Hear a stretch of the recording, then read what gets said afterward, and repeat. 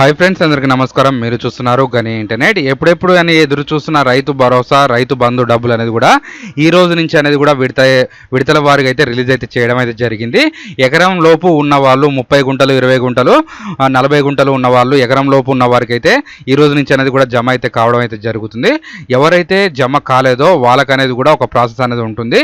ఇక్కడ అనేది కూడా ల్యాండ్ సాగు చేసే భూములకు మాత్రమే ఇప్పుడు రైతు భరోసా అనేది కూడా పడుతుంది. శాటిలైట్ ఆధారంగా అర్హులైన వారికి మాత్రమే ఈ రైతు భరోసా డబ్బులు అనేది కూడా అకౌంట్లో అనేది కూడా జమ అయితే కావడం అయితే జరిగింది. ఇంతవరకు మీకు అకౌంట్లో జమ అయిందా కాలేదా అనేది కూడా మీరైతే కామెంట్ చేయండి. కానీ వాళ్ళు ఏం చేయాలంటే రైతు భరోసాలో విడతల వారిగా చూసుకున్నట్టయితే ఫస్ట్ ఫేజ్ వచ్చేసి మన ఎకరం లోపు ఉన్న వారికి అయితే పడ్డది. రెండో ఫేజ్ వచ్చేసి 2 ఎకరాలు 3 ఎకరాలు ఉన్న వాళ్ళకి మరొక వారం నుంచి అనేది కూడా విడతల వారికి అయితే వీళ్ళు అనేది చూసుకొని మనకి వారం రోజుల గ్యాప్ లో అయితే వీళ్ళు అనేది కూడా బడ్జెట్ అనేది చూసుకొని ఎవరెవరికి అర్హులైన వారికి అకౌంట్లో అయితే కూడా జమ అయితే కావడం అయితే జరుగుతుంది. ఒకసారి ఇక్కడ నుంచి అనేది కూడా మీ ల్యాండ్ అనేది కూడా వెరిఫికేషన్ అయితే చేసుకోండి. మీ ల్యాండ్ అనేది కూడా యాక్టివ్లో ఉందా, ఇన్యాక్టివ్లో ఉందా అనేది కూడా మీకు ఇక్కడ నుంచి అయితే తెలుస్తుంది. కొంతమందికి దాదాపు బ్యాంక్ అకౌంట్ రన్నింగ్ లేని ఆధారంగా అయితే మీకైతే అకౌంట్లో అయితే జమ అయితే కావడం అయితే లేదు. అకౌంట్ రన్నింగ్ ఉందా లేదా అనేది ఏ విధంగా తెలుసుకోవాలంటే మీరైతే బ్యాంకుకి అయితే వెళ్ళాలి. ఇక్కడ పాన్ కార్డు లింకప్ లేని వాళ్ళు కూడా కొంతమంది అయితే హోల్డ్లో అయితే పెట్టారు.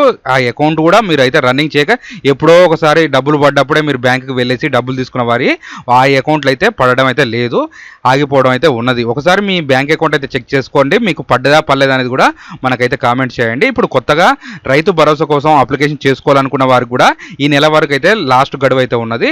ఎవరైతే బ్యాంక్ అకౌంట్ మార్చుకోవాలనుకున్న వాళ్ళు కూడా అందులో అయితే మార్చుకోవచ్చు. కొత్తగా అప్లికేషన్ చేసుకునే వారు కూడా ఎవరైనా అప్లికేషన్ అనేది కూడా చేసుకోవచ్చు.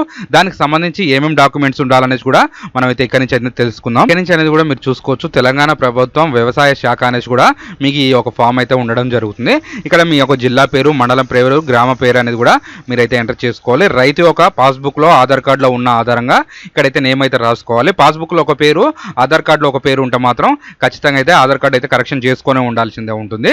అలాగే చూసుకున్నట్టయితే తండ్రి లేదా భర్త పేరు అనేది కూడా ఇక్కడ మీరు మెన్షన్ అయితే చేయాలి. ఆధార్ నెంబర్ కూడా మెన్షన్ అయితే చేయాలి. పీపీబీ నెంబర్ అంటే పట్టాదారు పాస్బుక్ నెంబరు టీ సిరీస్ మీద అయితే మీ ఫస్ట్ పేజ్లో మీ యొక్క పేజ్లో ఉంటుంది. ఆ యొక్క నెంబర్ అయితే ఇక్కడ రాసుకోవాలి. మీ యొక్క రన్నింగ్ మొబైల్ నెంబర్ కూడా ఇక్కడ అనేది కూడా మీరు మెన్షన్ చేయాలి. మీ యొక్క బ్యాంక్ అకౌంట్ రన్నింగ్ ఖాతా ఉన్నవారి ఆ బ్యాంక్ అకౌంట్ పేరు, బ్యాంకు ఏ బ్యాంక్ ఉన్నది, మీ బ్యాంక్ అకౌంట్లో ఏం పేరు ఉంది, బ్యాంక్ అకౌంట్, ఆధార్ కార్డు, మీ ఒక పట్టాదారు పాస్బుక్లో 3 నేమ్స్ అయితే సేమ్ ఉంటేనే వీళ్ళనేది కూడా వెరిఫికేషన్ ఆధారంగానే మీ అయితే అప్లికేషన్స్ అయితే తీసుకోవడం అయితే జరుగుతుంది. ఇక్కడ మీ ఒక బ్యాంక్ ఖాతా నెంబరు, ఐఎఫ్సి కోడ్ 1కి 2 సార్లు అయితే చెక్ చేసుకోండి. యూనియన్ బ్యాంకు, ఆంధ్ర బ్యాంకు, ఇంకా గతంలో కొన్ని బ్యాంకులు అనేది కూడా మారడం అయితే జరిగింది. దానివల్ల అయితే కొంతమంది ఆంధ్ర బ్యాంక్ ఉన్న ఆ యొక్క అకౌంట్స్ అయితేనే ఇస్తారు, ఐఎఫ్సి నెంబర్ అయితే ఇవ్వడం అయితే జరుగుతుంది. అలా లేకుండా ఇప్పుడు రన్నింగ్ ఉన్నది మీ బ్యాంక్ అకౌంట్లోకి పోతే అక్కడి నుంచి అనేది కూడా మీకు అనేది ఐఎఫ్సి కోడ్ ఇస్తారు. అది అనేది కూడా ఇక్కడ మెన్షన్ చేసుకుని రైతు యొక్క సంతకం అనేది పెట్టాలి. ఇక్కడ రైతు యొక్క పేరు వ్యవసాయ శాఖలో వీళ్ళు అనేది కూడా రాసుకుంటారు. దీనికి సంబంధించి ఒక ఆధార్ కార్డు, పొలం పాస్బుక్, బ్యాంక్ అకౌంట్ 3 జత చేసి మీ అగ్రికల్చర్ ఆఫీస్లో ఏఈఓ గారికి అయితే మీరైతే సబ్మిట్ చేసుకుంటే మీకు వచ్చే రైతు భరోసా డబ్బులు కూడా పడడం అయితే జరుగుతుంది.